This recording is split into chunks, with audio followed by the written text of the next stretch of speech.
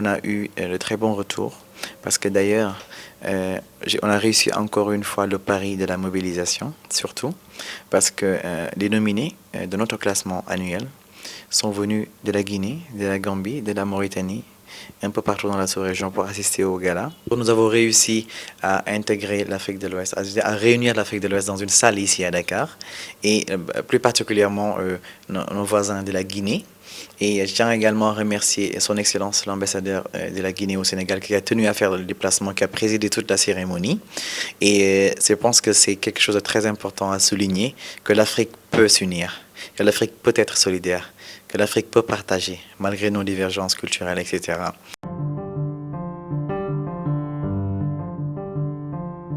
Et le thème de cette année, justement, c'était jeunesse et politique. C'est-à-dire comment les jeunes aujourd'hui doivent s'engager en politique. Et je pense que premièrement, c'est cela la particularité de cette année, parce que la jeunesse a besoin de savoir ce qu'est la politique. La politique, c'est la gestion de la cité, les affaires de la cité.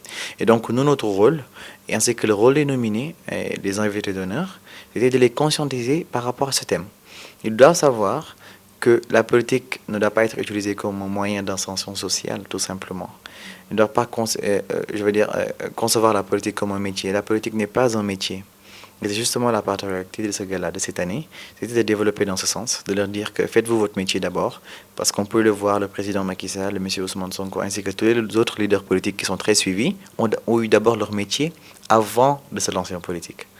Donc l'un est ingénieur géologue, l'autre est expert fiscaliste, etc. Donc il faudrait qu'ils prennent conscience de cela, qu'ils ne voient pas tout ce qui brille dans la politique, qu'ils pensent qu'ils peuvent naturellement abandonner leurs études et leur métier et se lancer en politique. Donc c'était ça le message de cette année.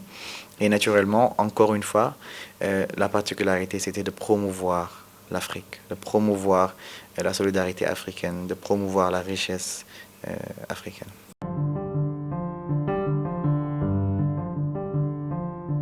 Le mot influence se définit selon 3 critères spécifiques. Et ce sont ces 3 critères qui ont prévalu lors de notre sélection, justement. Parce que le premier critère en jeu, c'est le profil. C'est-à-dire le critère qui nous permet de jauger les compétences du nominé, ainsi que son profil, ainsi que son parcours social et professionnel. C'est très important.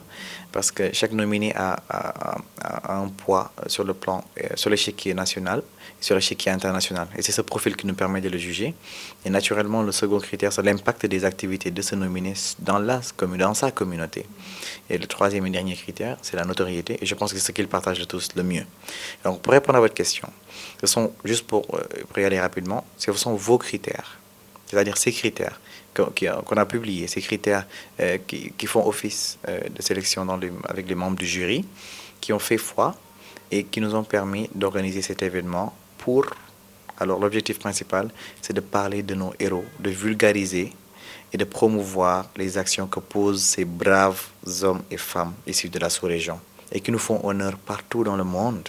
Donc ce sont des gens qui, non seulement au niveau national, ont rassuré le pays, et au niveau international, font la fierté de l'Afrique par rapport aux actions qu'ils posent, que ce soit dans le domaine humanitaire, dans le domaine social, dans le domaine de la solidarité des enfants, les enfants de la rue, etc. Chacun s'engage dans un domaine et fait un travail remarquable. Donc l'objectif de ce gala, et c'était naturellement d'accord de faire la fête, mais oui, mais derrière quoi? Après quoi? Derrière le rideau, notre objectif en tant qu'Influence Magazine, c'est de promouvoir leurs actions. Et que naturellement, nous invitons la jeunesse sénégalaise lors de ce gala. Donc les jeunes sont là pour écouter, pour apprendre, pour s'inspirer de ces modèles de réussite, pour qu'eux aussi, ils puissent se forger leur propre parcours social et professionnel. Donc c'était ça l'objectif.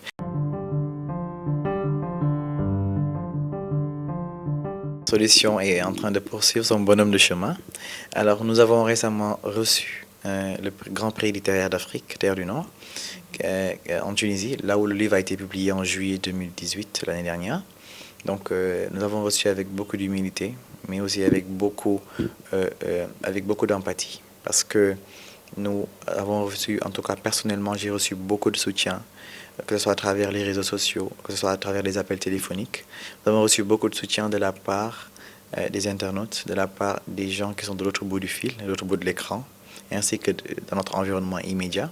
Donc je tiens également à les remercier, à remercier les Sénégalais pour avoir si bien pris et savoir accueilli en solution comme un ouvrage. C'est mon premier ouvrage. Donc, ils l'ont si bien accueilli que ça me motive et ça me donne des idées par rapport au prochain ouvrage. Donc, Solution se porte bien. Nous continuons la tournée. Nous voulons tout juste de clôturer avec l'Université de Thiès. Et je profite également de votre canal pour les remercier. Toute l'université s'est déplacée. Toutes les facultés, toutes les UFR confondues pour venir assister à la conférence le vendredi dernier.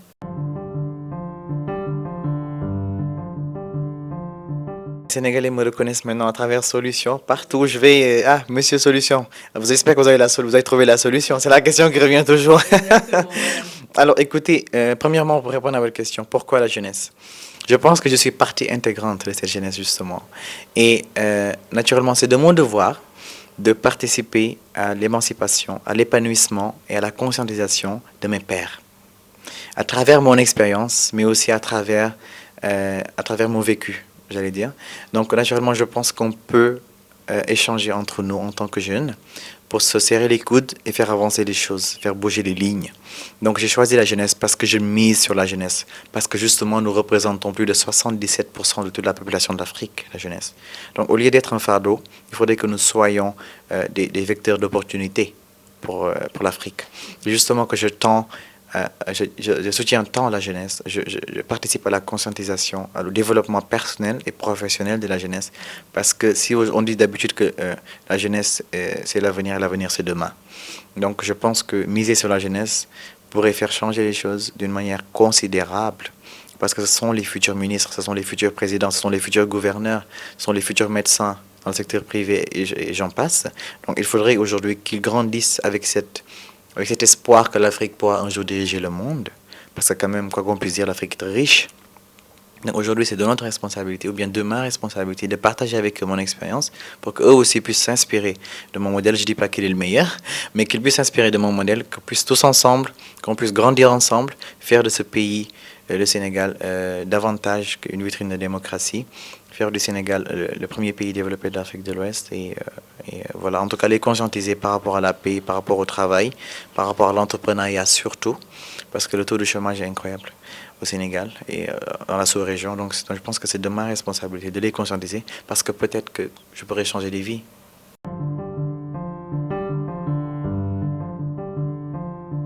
Mais non, j'ai dit pour le moment. Pour le moment, il ne faut jamais dire jamais. Pour le moment, naturellement, ça ne fait pas partie de mes priorités. Mais peut-être qu'avec les concours de circonstances, on pourra trouver...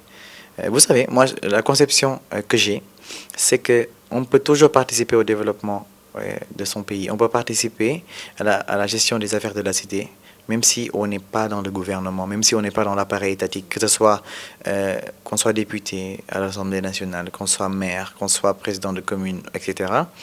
Mais dans notre coin, ou bien dans notre quartier, on peut mener des actions qui peuvent faire changer les choses, même si c'est à bas échelle. Donc moi, naturellement, c'est comme ça que je conçois la chose. On peut naturellement participer au développement de notre pays, au développement de notre quartier, de notre commune, commençant à les collectivités locales et territoriales. Et ensuite, la présidence et la magistrature suprême, c'est pas n'importe qui peut aspirer à être président. Donc moi, je ne veux pas, franchement, me donner des idées par rapport à ça, me faire des idées, j'allais dire, par rapport à cela, mais ce n'est pas exclu. Il faut jamais dire jamais. Et seul Dieu est le maître de nos destins. Donnons-nous le temps de voir ce qui va se passer. J'ai dit sur la caractère.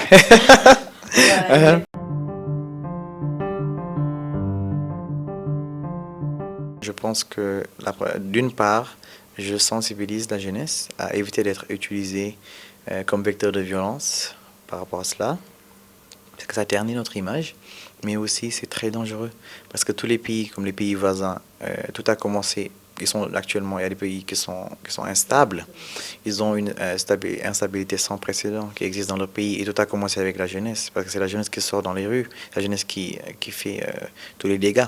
Donc naturellement, il faudrait qu'on puisse, moi mon message c'est de sensibiliser la jeunesse pour qu'ils puissent éviter, ignorer la violence par rapport à ce problème. Bien sûr, nous avons droit à la vérité, nous avons droit à l'édification, mais ça, les institutions habilitées se chargeront de le faire et de nous communiquer. Parce que la violence n'a jamais résolu un problème, quel qu'il soit. Donc naturellement, on va patienter pour voir où est-ce que ce problème terminera et on sera en tout cas édifié de la plus belle des manières, sans violence, sans ternir notre image, parce qu'il faudrait aussi que le Sénégal se lave à grande eau. Et pour ça, en tant qu'auditeur, je requiers, ou bien si possible, je suggère un audit des contrats par rapport à ce domaine, par rapport au contrat qui lie en tout cas Petrotim et j'allais dire le Cosmos et BP et toutes les institutions qui sont chargées dans ce dossier, qui sont en tout cas impliquées dans ce dossier, l'administration sénégalaise, pour que le Sénégal puisse se laver à grande eau par rapport à cela.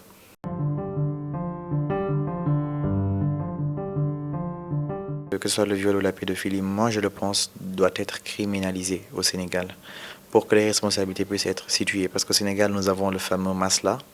Des choses peuvent se passer en famille et pour éviter que ce soit des voiles au grand jour, les familles essaient d'étoffer ou bien essaient d'étouffer, j'allais dire, ces histoires. Et là, on oublie la victime. Elle fait partie de la société. Il a le droit de participer aux activités au même titre. Mais vous savez que le viol laisse des séquelles, à commençant par une santé mentale, c'est-à-dire la psychologie de la personne victime se détériore. Si elle n'est pas assez solide, c'est sa vie qui est détruite. Ce sont des vies qui sont détruites.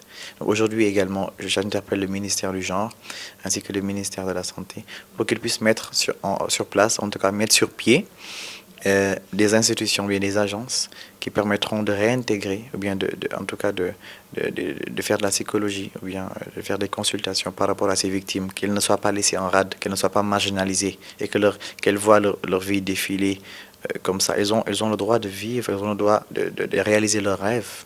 Bien vrai qu'ils ont subi un préjudice dont elles n'ont pas peut-être forcément été les instigatrices. Donc naturellement, moi je considère que d'une part, l'État doit prendre ses responsabilités par rapport à cela.